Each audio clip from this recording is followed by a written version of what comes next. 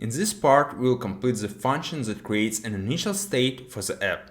The state will have the size of the container so that we can calculate the width and height for the canvas, the best score that we retrieve from local storage, abstract state of the game, we'll talk about this in another part, and finally two functions, one to project distance from the game state to the screen, and second to project coordinates. First, want to get state of the game that contains things like the size of the game, score, and coordinates of the snake. This state has its own unit of measuring distances and doesn't care about the way it represented on the screen. We'll talk about it in the next parts. Everything that we'll write inside of the game core region will be made in such a way so that we can take this code and implement Snake game for virtual reality or mobile apps. The function receives an optional parameter that contains configuration for the game and for now returns an empty object.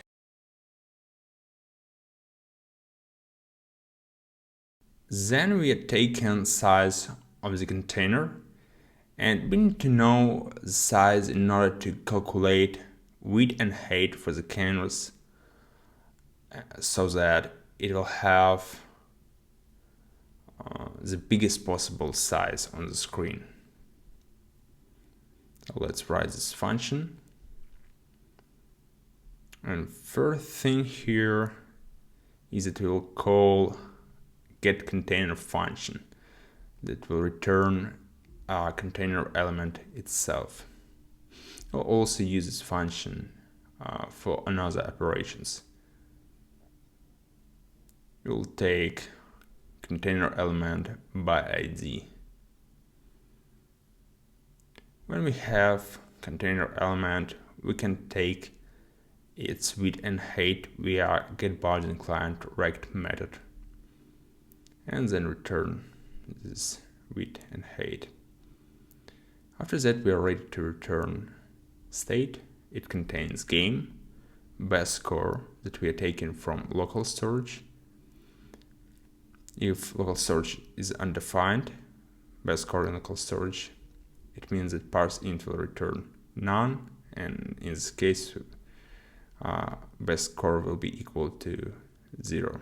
Then we destructor in container size, so that we have width and height in the state, and destructor in call to getProjectors function.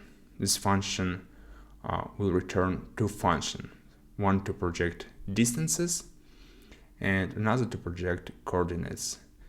But we will talk about this in more details later on.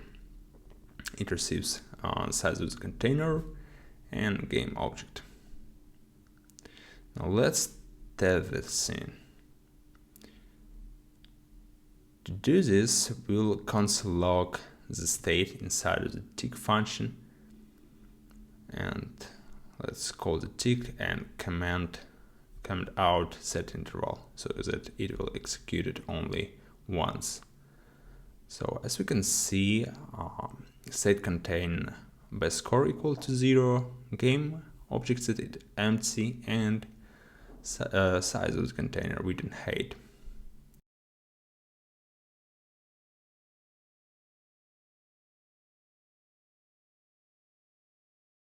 Check out my app at increaser.org, designed to help you stay focused, make work done, keep progress, see if you give enough time to projects, and find unproductive patterns.